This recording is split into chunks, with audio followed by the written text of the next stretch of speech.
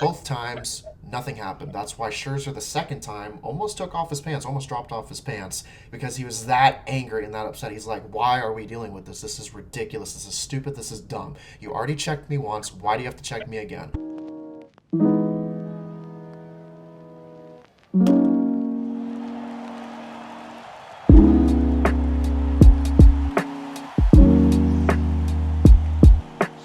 What is going on, ladies and gentlemen?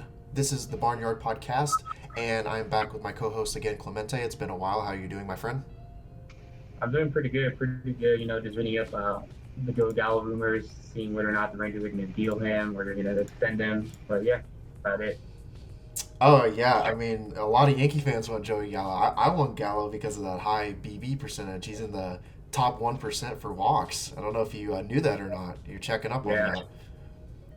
yeah. He's also one of the better, defenders in the outfit as well. I think he won a Gold Glove last year. I mean, when people talk about Joey Gallo, they talk about the home runs, the strikes, but like I don't think his defense gets talked about enough. Oh, he's got a cannon of an arm. He really has a cannon of an arm. So we got quite a bit of things to talk about today. The first thing I think is probably the most noticeable topic to talk about. We don't talk about the substance abuse because we haven't done a podcast in a little bit and we haven't gotten a chance to talk about it. I don't know what your opinions are on it, but I think the most interesting thing that we should talk about, and this happened yesterday. I'm sure you saw it. I mean, pretty much it was all over Twitter. It was trending on Twitter. Um, you had Max Scherzer inches away from taking off his pants. He undid his belt and everything, inches away from taking off his pants. Sergio Romo from the Athletics actually took down his pants a little bit when they were playing the Rangers. So you have pitchers constantly checked. They have their hats checked. They have their gloves checked. Jacob DeGrom the other day when he had his starts, whenever he was getting checked, he was just laughing it off. And when I think of that, I'm just like secretly like, if I'm Jacob DeGrom, if I'm in his head, I'm picturing he's just like, this is such a joke, man. Like this is dumb. Like where did we come into this game to get where we are now? So that's kind of the issue at hand that we've been dealing with in the league. So the whole thing with Scherzer, I don't know if you went to the whole backstory. So the Nationals were playing the Phillies last night, the other night when this podcast gets uploaded. Joe Girardi, the manager for the Phillies, asked the umpires to check Scherzer for sticky stuff not just once, but twice in the game. And both times, nothing happened. That's why Scherzer the second time almost took off his pants, almost dropped off his pants because he was that angry and that upset. He's like, why are we dealing with this? This is ridiculous. This is stupid. This is dumb. You already checked me once. Why do you have to check me again? And it's because he touches his hat. But that's the thing. If you knew about Max Scherzer, if you knew his style, he touches his hat all the time. That's a tick of his. That's a thing of his. Every guy has their different thing that they like to do. Scherzer likes to touch his cap all the time. And apparently he can't do that anymore without being falsely accused, not once, but twice. And Clayton Kershaw actually said something really interesting that I saw this morning. He said that there should be a punishment if falsely accused of using substances, and I completely agree. What those punishments be, I'll ask you what you think. This is kind of what I think. I think if it's, especially where Girardi did it not once but twice, which is just ridiculous in its own right. I think that if it ends up happening once and you're falsely accused and they don't find anything, you should lose a challenge. And I think if it happens a second time, I think that the manager themselves should be ejected from the game. Because for a game that Rob Manfred wanted to implement all these new rules to supposedly, quote unquote, help the pace of play and help the game go and move faster, you're not helping the game by checking pitchers every other inning or every inning that they pitch. You're not helping the pace of play, quote unquote, by checking pitchers and falsely accusing them of using substances not once but twice. So that's the problem I have with it. Give me your take on it. I mean, whenever MLB decided to make these rules applicable to the game, I think this is probably like one of the more like bigger concerns is the fact that you will probably see like managers try to get umpires to check a pitcher, not because they think they have like illegal substances or whatever, but because to throw them off the rhythm and use it strategically.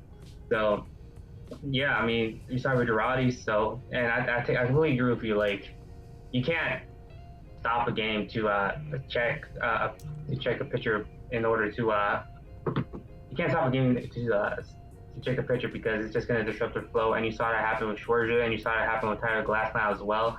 And that was probably one of the bigger concerns when it came to like how it could negatively affect the game. Was you're giving these managers a ton of leeway as like when they can check a pitcher, and that's just gonna throw them off the rhythm. And we saw it with Scherzer last night.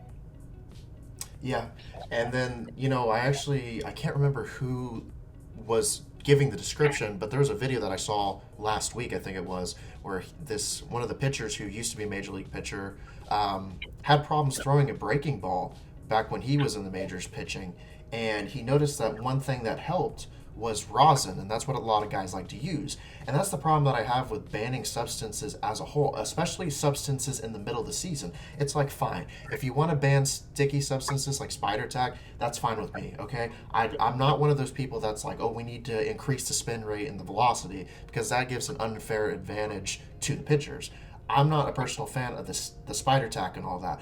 What I am fine with are things like rosin and sunscreen, which do not increase your velocity. They do not increase how your pitches break, or the velocity, or how hard you throw it, or the spin rate. All it does is allows pitchers to get a better grip on the ball, and I don't see any issues with that, because as far as I know, nobody wants to get hit by a 100-mile-per-hour plus fastball, sinker, cutter, whatever it is. Nobody wants to get nailed. I mean, Kevin PR just got nailed in the head the other day, like not too long ago. We don't want that to happen. We want to also increase the safety of the game. So give these pitchers some sort of grip. And that's the problem, is that they're banning every substance. So they're not just going after the illegal substances, which I'm okay with them banning. They're going after things that just allow pitchers to get a better grip on the ball. And the problem with that is that it's going to cause more injuries. It's what happened with Tyler Glasnow. Tyler Glasnow is rightfully angry about it, and I don't blame him one bit.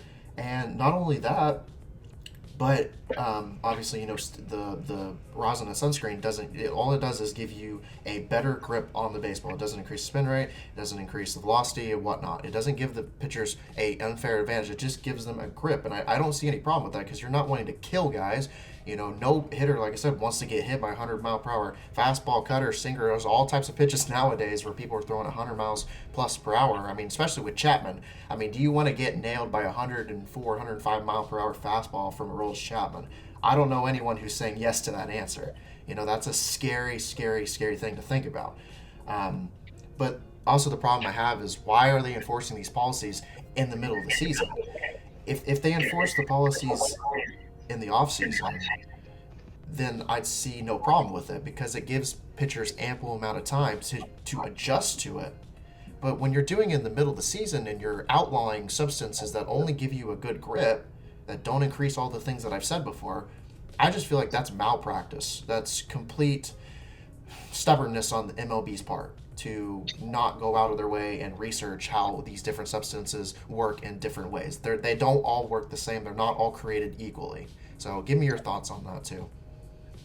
Yeah, I mean, just from reading some articles, I've seen some hitters basically even come out and say like, yeah, I would let them use rosin just because of those safety concerns as well, and it's not something that could really give them an advantage. It's more about having a better grip of the ball.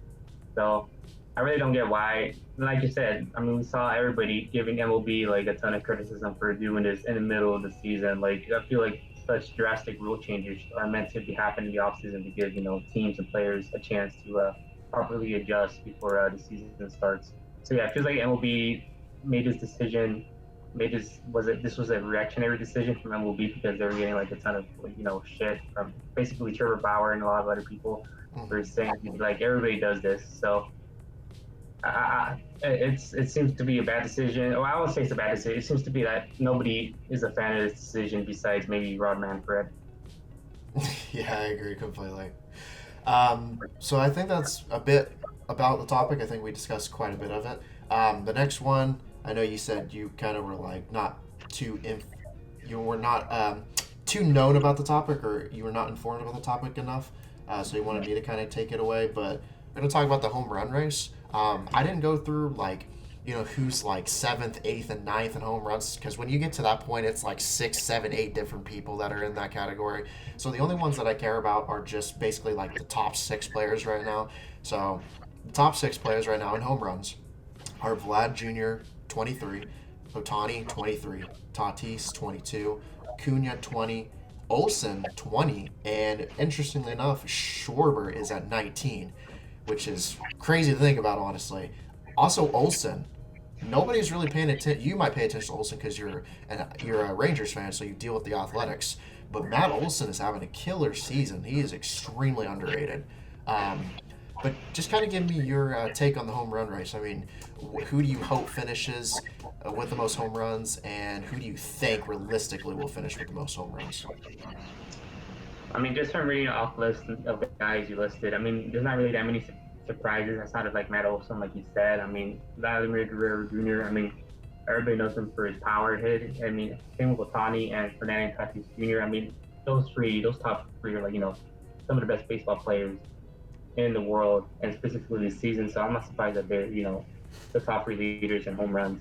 Olson's a bit surprising. Acuna belongs same conversation when it comes to like Guerrero Jr., Otani, and Tatis. Probably like one of the better hitters in baseball.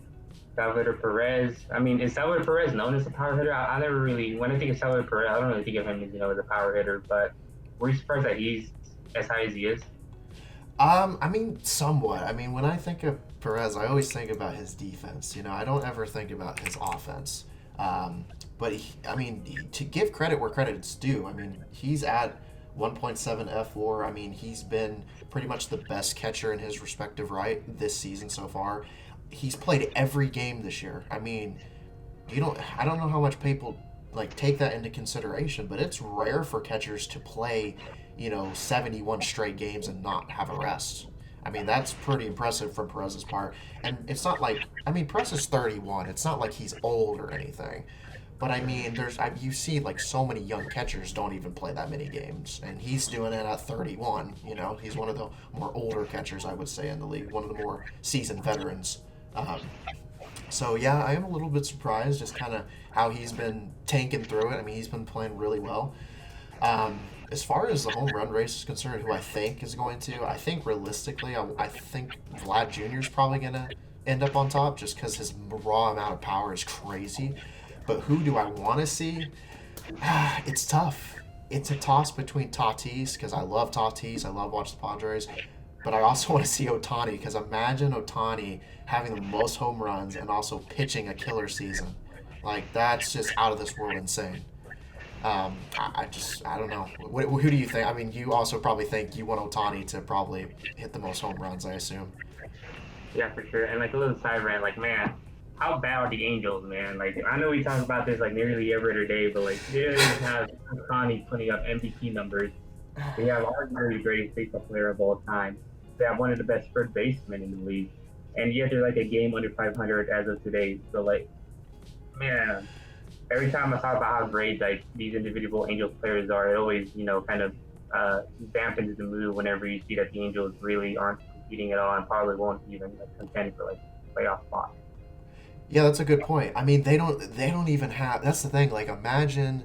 Like, I want to say, imagine what happens when Trout comes back. Because you have Trout, and then Otani, and then Rendon, and then Jared Walsh has been really good.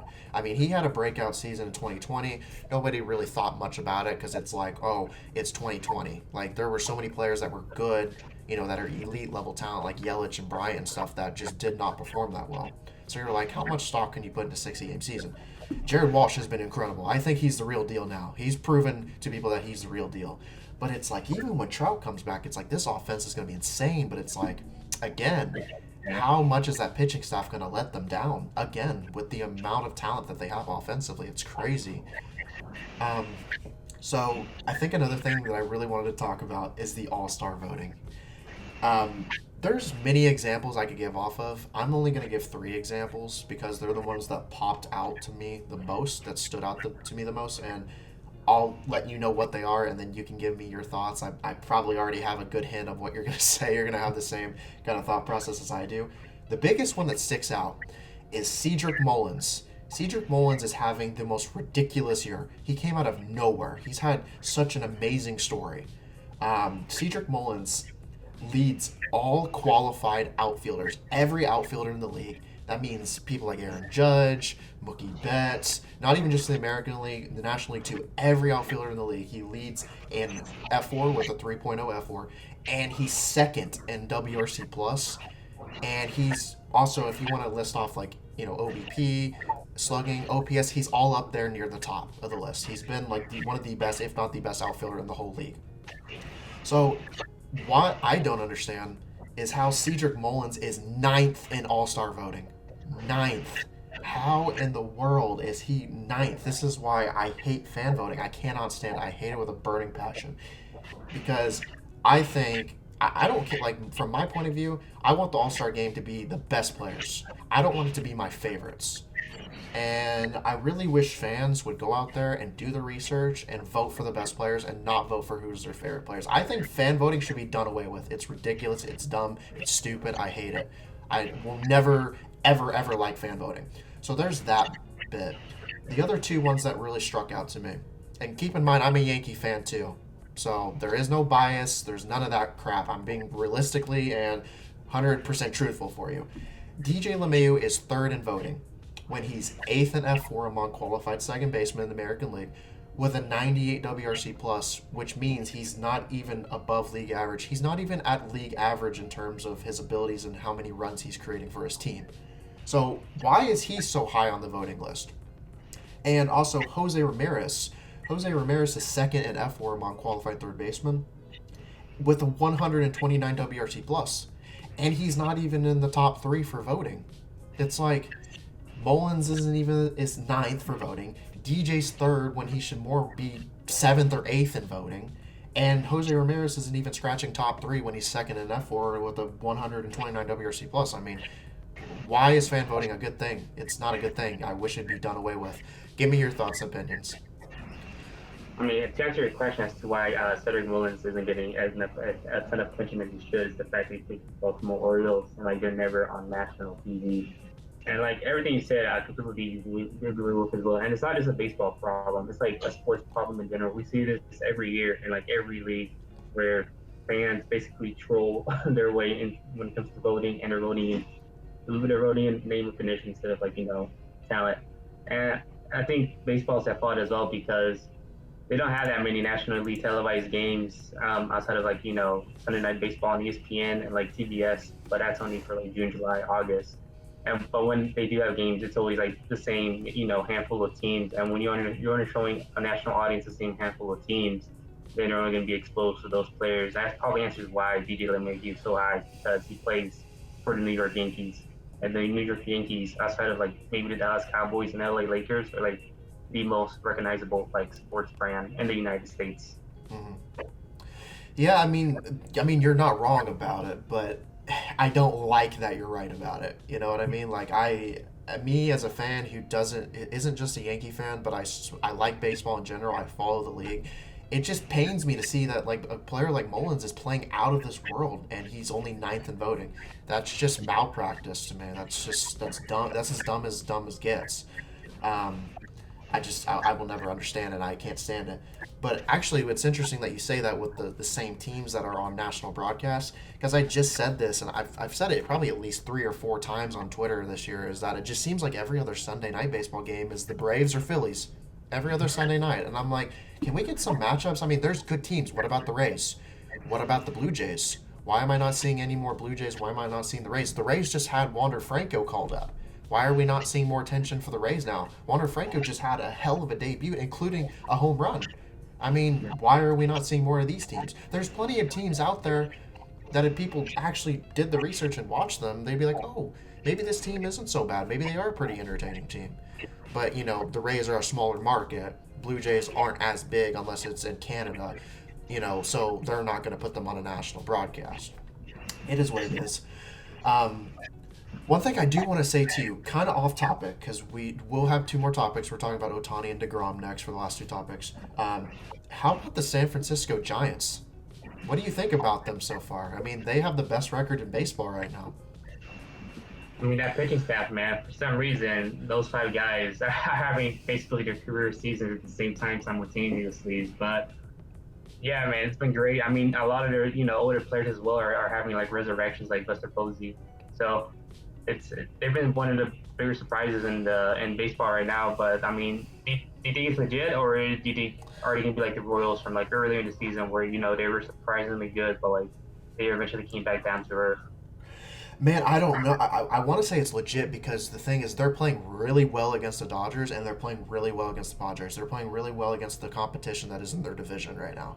And it's been a blessing to watch Buster Posey turn the clock back to 2012. It's been just such a blessing watching him. And also seems like Brandon Belt is putting it together again. Brandon Crawford's putting it together again. Mike Yaz is putting it together again, starting to get back to where he was from the 2020 season when he just blew up.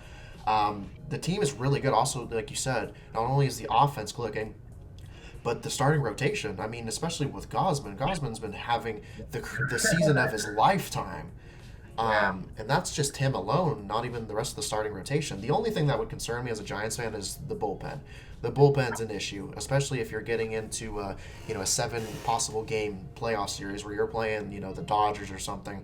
I think that's the one thing that a team like the Dodgers or Padres might outperform the Giants in a longer series, not just a 3 or 4 game series, but a possible best of 4 in a 7 game series. Is that I think the Padres and the Dodgers have better bullpens to outmatch the Giants in the long run. The Giants are going to have to score more runs, and they're going to have to rely on their rotation to get at least 6 innings, 5 to 6 innings every postseason game. Or if the Dodgers or Padres or whatever team gets hot offensively and gets to their bullpen quickly, the Giants are going to be in trouble if they're not scoring runs.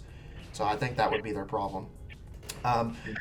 Outside of that, we have 2 more topics we're going to talk about real quickly. The first one, Ohtani. Ohtani actually pitches today. Pitched yesterday when this podcast gets uploaded. I know, weird. 23 home runs, 996 OPS, 165 WRC+, 2.7 FWAR, and then 270 ERA, 2.56 FIP, 3.79 SIERA, with a 1.2 FWAR as a pitcher. So, I mean, what do you say? He's almost a 4 F4 player combining between his offense and his pitching. What do you say more about this guy? Exactly. I mean, I think his biggest issue up to this point when he came over to the major leagues was staying healthy. And I guess this season I've finally seen like what a fully healthy Ohtani would be like. And it's great for not only the Angels with baseball as well, because you're also bringing in the Japanese demographic as well, and you're helping grow the game outside of just the U.S. Yeah, I agree. Man, like Otani's been a blessing. It seems like every other day he's hitting, if not 1 home run, he's hitting 2 home runs. I mean, I think against the Tigers in the 3 game series that they played against the Tigers, he had 4 home runs. I mean, I mean, I get it. The Tigers are a bad team. I understand it, but it's not like Otani's playing bad against 500 or above teams. He's playing very well. And he's had some big moments against really good teams like the Red Sox, too. I mean, he had a pretty big series in Fenway when they played the Red Sox. Like you said, also the pitching has just been phenomenal. It's been fabulous. Here's an interesting key point that I wanted to note out, and I've been thinking about this a lot. How much is it going to suck for Vlad Guerrero Jr. if he keeps it up? Because Vlad Guerrero Jr. at one point was in the 200 range for WRC+. That's like Barry Bonds territory. That's dumb. That's absurd. How much is it going to suck for Vlad Jr. to not win AL MVP? Not because he wasn't good, because he's having a outstanding season, better season than what most players will ever have in their careers. How much would it suck for him if he doesn't win MVP?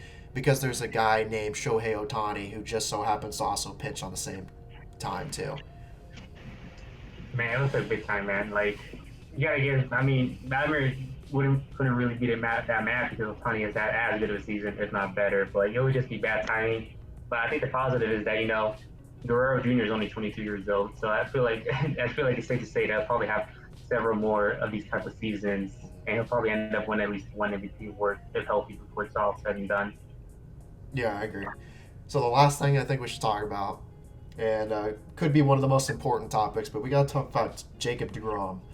I mean, man, like, look at these numbers. I'm speechless. Like, you have a 0.50 ERA, a .87 FIP, a 1.61 SIERA. I saw this on SNY's broadcast the other day. A 724 ERA plus an 11 starts. Like, I feel like I saw this actually. I can't take credit for this because I didn't come up with this saying, or I didn't say this, but I remember seeing someone on Twitter saying something along the lines of replying to the tweet that SNY said about the 724 ERA plus and 11 starts that Jacob deGrom's had. and they said something along the lines of, just to summarize it the best way I can, that it feels like Jacob deGrom is basically in another life a somebody playing MLB Road to the Show, their RTTS profile in that show on like rookie difficulty is basically Jacob deGrom right now in the majors. Like it's insane what kind of numbers he's putting up. And then this too, like this is crazy. Is he has a 4.2 F4 in 72 innings pitched. 72 innings pitched, a 4.2 F4. Now, the reason why I wanted to talk about that, and I um, want to talk about that and just mention that, is the fact that he has a 4.2 F4 in 72 innings pitched. In 2018, when he had his video game like season, one of the best seasons for a pitcher that you'll ever see, he had a 9 F4 and 217 innings pitched. Like, dude, he's gonna blow through the 10 win margin by a large number if he continues to stay healthy and keeps pitching the way he does. So, I mean, I don't know, man. Just give me your thoughts and opinions on Jacob deGrom. Yeah, I mean, we all know ERA is it can be a flawed stat, but the fact that his ERA is 0.5 for 72 innings is just mind blowing. It's hard to compute that. And like, I see that his BABIP is at 200, man. And I think that's probably a big reason as to why his numbers are so low, is that he doesn't really give up that much contact, and when he does, doesn't really turn into hits. So that's what I was going to ask you. Like, do you think his BABIP is sustainable, or do you think his season is overall sustainable, or do you think what he's doing right now he could probably do for the rest of the season? Obviously, he's not going to finish with an ERA under 1. At least I don't think. But I wouldn't put it past him. I think the realistic standpoint is to say that he's not going to sustain this, but he's not going to drop off. He at this point, I'm firmly confident that he's going to have another season like 2018. I think he's going to have a better season 2018, because 2018 he ended off with a 1.70 ERA. If he has a .50 ERA, and we're getting close to July, I think it's safe to assume that he probably will outperform that ERA. I think he's going to be under a 1.50, if not in that range. His F4, if he keeps it up at this rate, I mean, who knows? He could have an ERA under 1, which would be historic, beyond historic. If he ends up doing that and stays healthy, I don't even want to know what his F4 is going to be. I mean, he's going to have the greatest season a pitcher's ever had, and it's not even going to be relatively close if he keeps it up and he remains healthy. I want to ask you this, and this is crazy, and we talk about the substances and such. How crazy is it that this man is still throwing 100 miles per hour in the first inning, and he's throwing like 93 mile per hour sliders in the first inning? 93 mile per hour sliders, like that's insane to me. That's crazy. And again, it's kind of just laughable that people, the umpires have been checking for substances, and he's just kind of sitting there laughing about it. And because he doesn't use anything, and his velocity is still up. I mean, 100 miles per hour. I know it's more about spin rate and stuff, but it's just impressive that he's still up around the 100 mile per hour zone. He doesn't need any substances, not even substance to grip the ball or anything like that. He's one of a kind. He's unlike anyone else in this league. It's not even close. And kind of a sub rant, but I've talked about this before on Twitter. A lot of people get really annoyed when people say Jacob deGrom is the best pitcher in New York, because they're always like, I want to say Garrett Cole's the best pitcher, but Garrett Cole's not the best pitcher.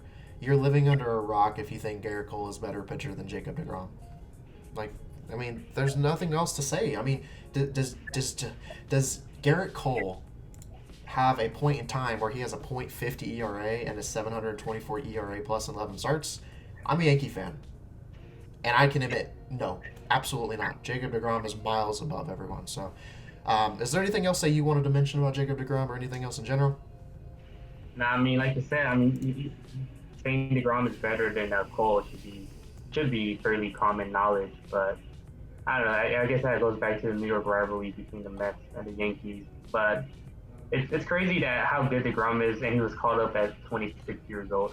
Like, man, I guess he was a late bloomer, but like, man, it feels kind of dirty that maybe a couple of years of his prime were ticking away because he was called up so late. But I don't know. Maybe he's one of those pitchers that's going to pitch well into his 40s because he doesn't have that much mileage on his arm. So we'll just see. Yeah. Alrighty. Well, I think that's about it. We covered enough ground on this podcast. Almost, well, actually, pretty much 30 minutes at this rate, almost. So if you guys did enjoy the podcast, definitely make sure that you subscribe. Click that bell notification so you don't miss a video. Definitely make sure you like the video and share it all over social media and comment down below on your thoughts and opinions. And we will see you guys on the next podcast.